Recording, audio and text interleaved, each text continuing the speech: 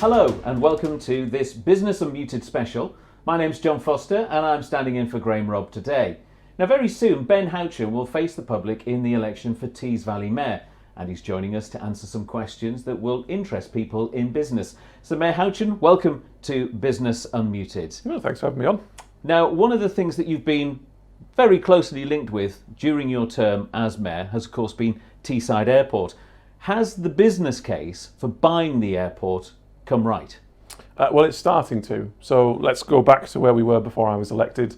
We had an airport that was owned by Peel, who weren't interested in running it as an airport. We had 5 Labour councils that had run it into the ground, and were actually facilitating the closure of the airport by granting the permission for 350 houses to be built right outside the terminal, which would have been the death knell for our airport. And by buying it, we've done a number of things. We've protected 800 direct jobs who are directly linked to the success of the airport, which is fantastic.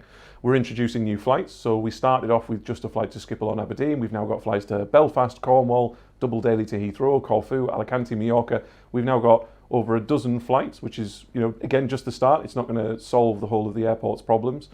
And we also then set out, when we were going to buy the airport with the public before we bought it, we set out a 10-year plan and said, if you back my plan to buy this airport, it's going to take 10 years to turn around. It's not going to be a success overnight. These are the things that we're going to do in that 10-year plan. And hopefully, if we can do all of those things, we will have a good regional airport that connects us to the rest of the world. And we're only 2 years into that plan, but I think we are ahead of schedule at this moment in time. Of course, people want to be able to go on holiday from their local airport, which is all very well and good. But for business people, how has the airport's future looking for business people in this region? Well, it's essential. So when we bought the airport, we were contacted by a number of businesses, one in Darlington that employed more than 200 people, that said if this doesn't go through, we'll end up moving our business out of Darlington to elsewhere in the country. So businesses are overly reliant on our airport because, yes, you're absolutely right, people want to go on holiday. They want to go to Alicante, Mallorca, the holiday flights, they want to go from their local airport. But actually, it's our front door into our region. And if you've got businesses based in this region, it's easier to access new customers, new markets, new supply chains, and vice versa. I spend a lot of my time speaking to big international investors who are deciding where to put their investment. And it's globally mobile capital, so they can bring it here, they can take it elsewhere in the UK, they can take it elsewhere abroad. And if you don't have that local airport, which is a direct access into the local region, you don't feel accessible. You don't feel like an area that is conducive to bringing large investment. And by having that great front door that brings you right into the middle of our region with fantastic connections to existing businesses and existing sites like the Treasury that's going to be in Darlington or the Freeport over on the River Tees, all of a sudden we have something that attracts more investment, which ultimately leads to more jobs for local people. Has it been a difficult sell to business people in the area? Because there's been a lot of false dawns with the airport over a number of years. Well, they haven't, in that there was some great progress back in the early 2000s with the airport, and then the terrible decision by the local councils to sell it to Peel was the thing that really signalled the beginning of the end, and then the complete facilitation of the downfall of our airport was a terminal and gradual decline. But when I went out there in my election in 2017 and said, this is something I want to do and why, people get it. Not just business people, for all of the reasons that we've just very quickly touched upon, but the person in the street realises that without a local airport, you are cut off from more investment and more jobs. And also, the very basic point that if I'm trying to attract more investment, more jobs, and bringing more prosperity to local people, how do I do that when I walk into a meeting with, say, GE and say, oh, I'm really sorry, and they say, well, hang on, why did the airport close 3 months ago? Again, that doesn't scream the right message to the rest of the world that this is a place that's open for business and is on the move. So, if anything, it's been much easier communicating this plan to business because they get it. They get the supply chains, they get customer contact, they get the way that international investment works.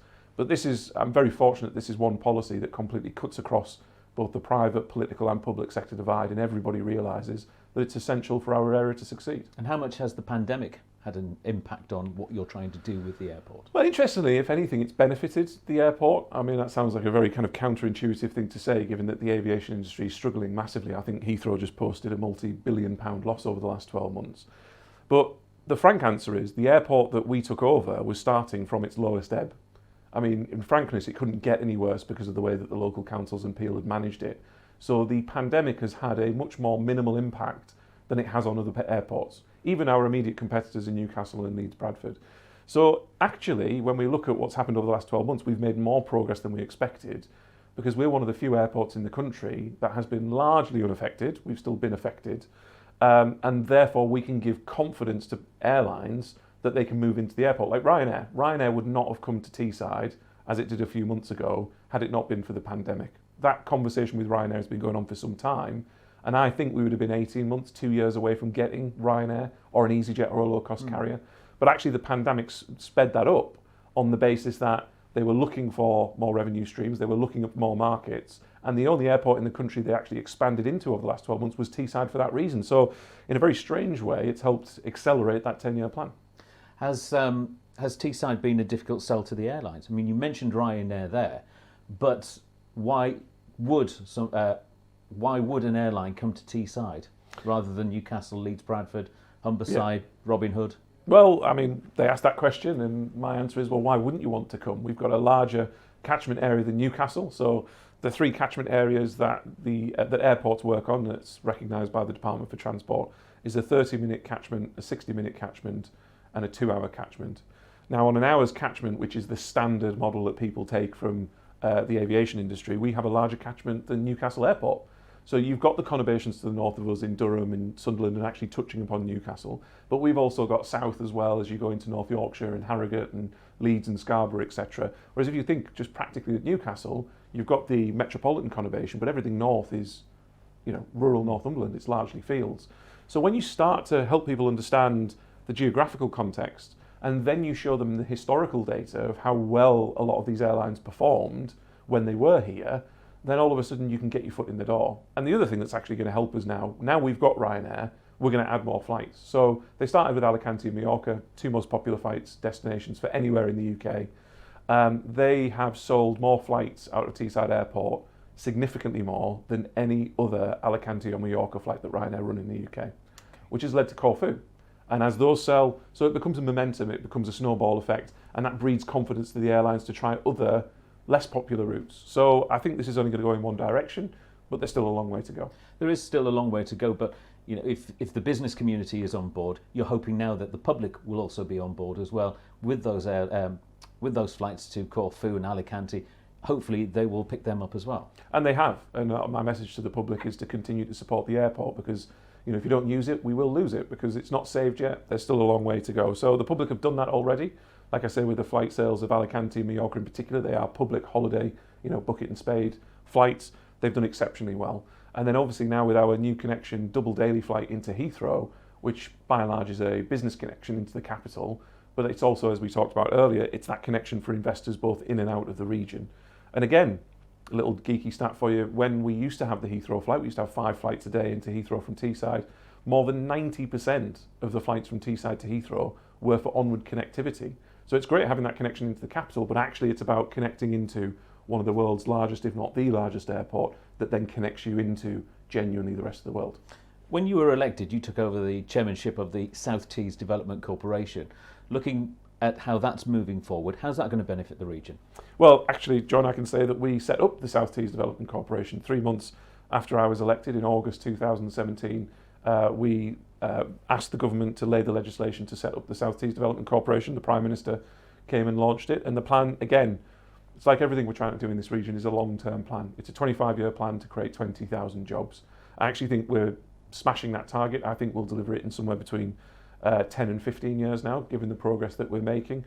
And we had to start off from a very low ebb. The steelworks closed in 2015, and the biggest fight that we had on our hands was to get control of the site. There was all sorts of legal issues with receivers, liquidators, administrators. We also had the fact that we had creditors on board. So how do you physically get hold of the land to then be able to turn what was a fantastic job creation site into a job creation site again? So we spent nearly 3 years fighting in the courts, fighting with SSI and the 3 Thai banks to get hold of the site. And just over a year ago now, we did that. And again, if you look at the progress we've made even during COVID, we've made huge progress over the last 12 months with huge parts of the site being remediated. We've seen controlled demolition start of the big steel making assets. And we also got the UK's largest Freeport, which is largely based at the Teesworks STDC site, which a week later led to the announcement that GE would be building their new world-leading blade manufacturing facility right here in Teesside, creating just over 2,000 good quality, well-paid jobs, which is the perfect example of what we wanted to do on that site and exactly what we will be delivering over the years to come. And just talking about Freeport, I mean, let's move into that now, because there's a lot of people who may be watching this who don't actually understand what the Freeport is. So can you just give us a basic overview what the Freeport is? Yeah, so there's a couple of parts. So let me start with the negative, because the question that I'm sure you'll get when this goes out is, well, we had Freeports up to 2012 until the government got rid of them. No, we didn't. The UK government Freeport policy is very different to what the European Union like to call Freeports. What the European Union have isn't really a Freeport, it's a glorified bonded warehouse. And those already exist in the UK. We have many bonded warehouses across the UK, and they're basically simplified customs procedures. The EU like to call them Freeports because it sounds better, but they don't come with any of the real tax advantages that the UK Freeport model comes with. Now, the UK Freeport model is very different. It's much more advantageous to businesses. So let's take GE as the example. Unfortunately, I can't go into specific figures, but if you look at the UK Freeport model, it's about stimulating large-scale buildings that employ a lot of people, because the tax breaks are a business rates holiday for 5 years, at the abolition of employers' national insurance contributions for a number of years. You get buildings and structures tax relief that is usually at 3%, is now at 10%, and you get uncapped capital allowances as well. Now, those two things are about how do you lower the cost of capital to bring investment to the UK rather than elsewhere. That's what that does. And it's also about trying to generate jobs, which is why you get the employers' national insurance contribution abolition. Now, GE were deciding whether to bring their factory to the UK or to expand their existing factory in France in Cherbourg. Because of the Freeport and the tens of millions of pounds of benefit that brought to GE, because the cost of building a factory that's going to cost well in excess of £100 million and employ directly 750 people, that saved them so much money that it tipped the balance. It meant that it was actually cheaper and more conducive for them to build a brand new factory in Teesside in the Freeport than expand theirs in Cherbourg. And that's what we're trying to do. We're trying to say to those global investors, you can actually do what you want to do cheaper in Teesside with all the great people and skills and expertise that we have, rather than going to mainland Europe or Asia, where traditionally the cost of capital has been more competitive. So how does that benefit the wider Tees Valley area then? It's okay for those companies and to use the Freeport, but when we look at the wider Tees Valley business community, how is it going to benefit them having the Freeport here? Well, everything we do is about stimulating transformational change within the region. So whether it's the airport, whether it's Tees Works, whether it's the Freeport, whether it's Treasury, all of the direct jobs associated with that are great. Obviously they are, because it's another person in work that wasn't in work before. But what it's about is about stimulating transformation. Now, we're an area, if we're all honest, that has been neglected and hasn't seen investment for decades. And that's not a political point. We can lay the blame at governments of both colours on this point. Now, we're in a place where we have the money, we have the powers, and tinkering around the edges isn't going to change the decades of neglect. It's just not. If we want to really change our region for the better, we've really got to shake it up, and we've got to do these transformational things. So by having a Freeport and landing someone like a GE, like I say, those jobs are great, they'll be fantastic for the people that get them, puts us on the map, creates momentum. What it also means is, and I was just with a business earlier today, fantastic local cladding company that does work all across the world, they could be doing some of the building work for the factory for GE. That would be more local jobs supporting a local business.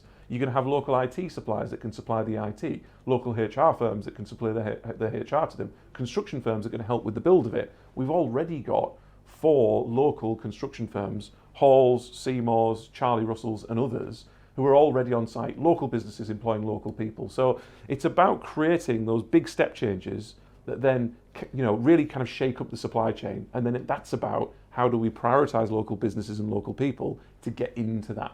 But people are resistant to change though, aren't they? In what way? What do you mean? Well, people like the status quo. They like, what they know. When you say a big step change, people immediately start to get a little bit concerned. What does that mean? How's that going to impact my business? How is this going to impact somebody else's business? I mean, it's a step change in that, tinkering around the edges, putting a few pounds into a little community project, or a few pounds into, say £1 million into supporting local businesses. That's not really going to change your life. It's not going to change my life. But if I can turn around to people, which we try and communicate, and say these big things, they don't cost you anymore. They don't have a direct impact on your business. But what it means is your client pool has gone from potentially 10 clients in the region to 20. So all of a sudden you could see a 100% increase in your local clientele. There's an opportunity for you.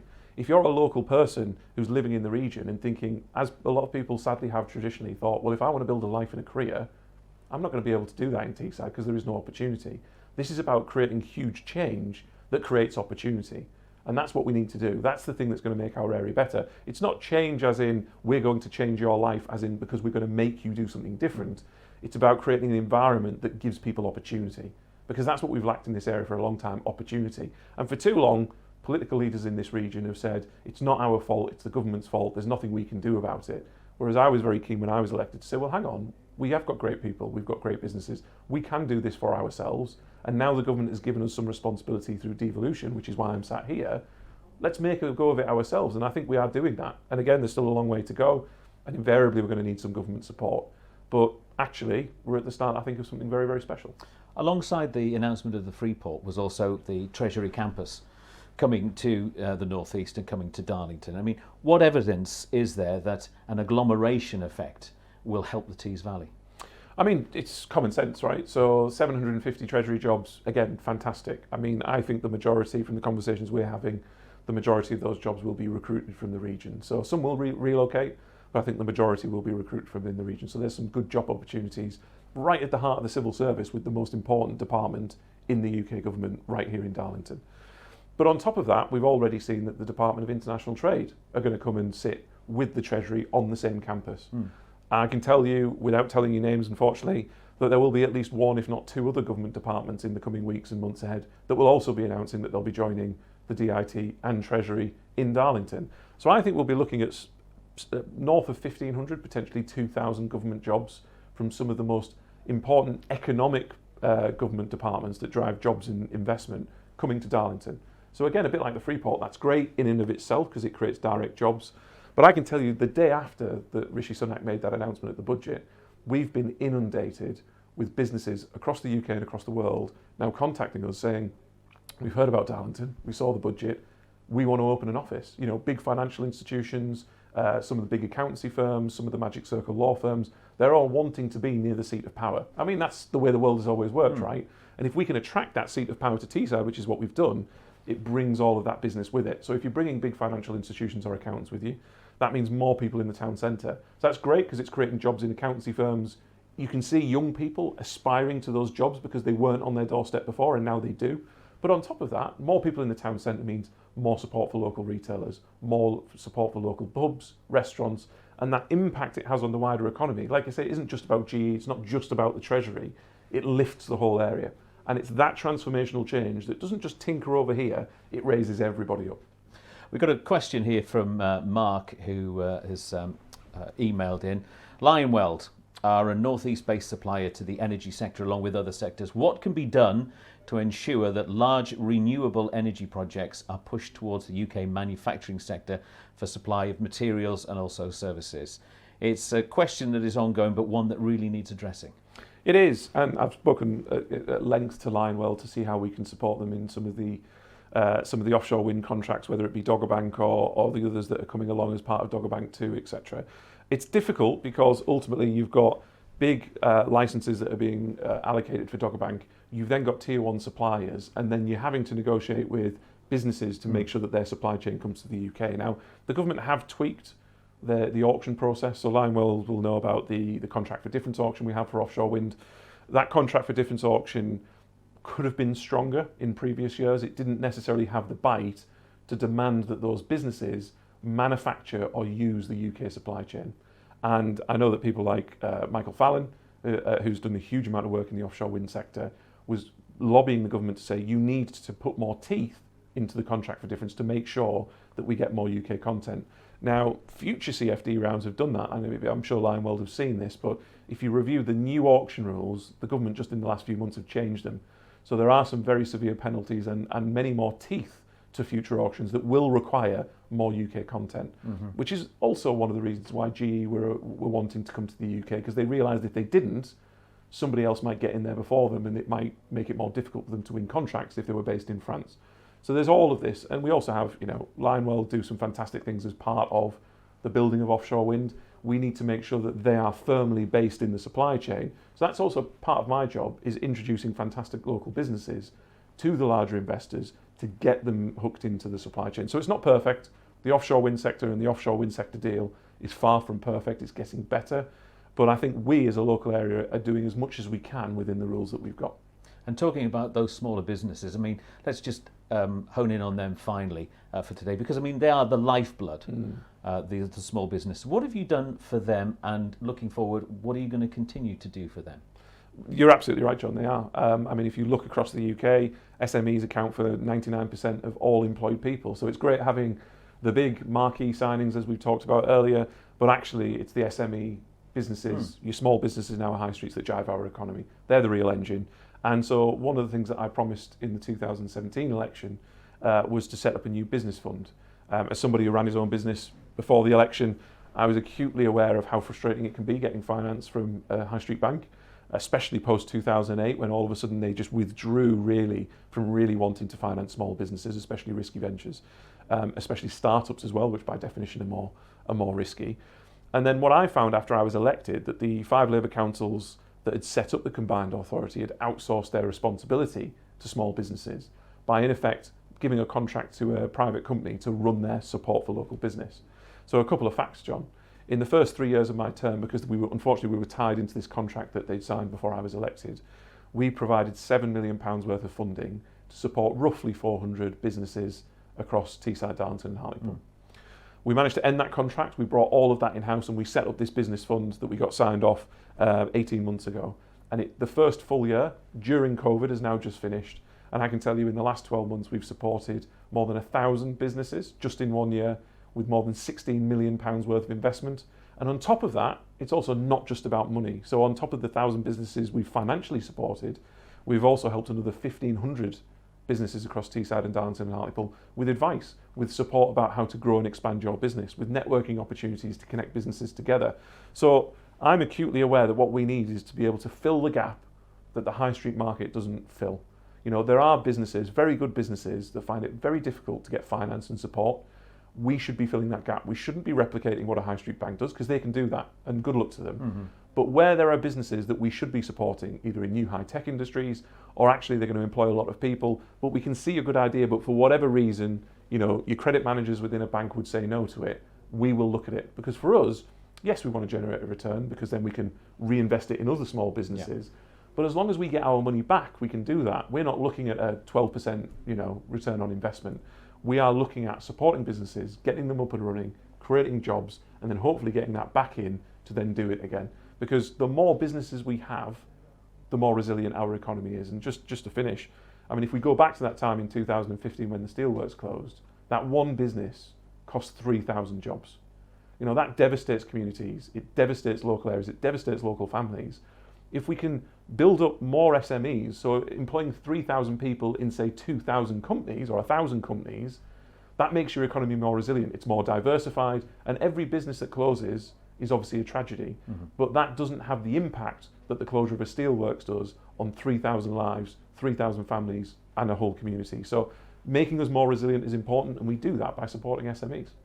Well, thank you very much for talking to us today, Mayor Houchen, on this very special edition of Business Unmuted. From me, John Foster, thanks for watching.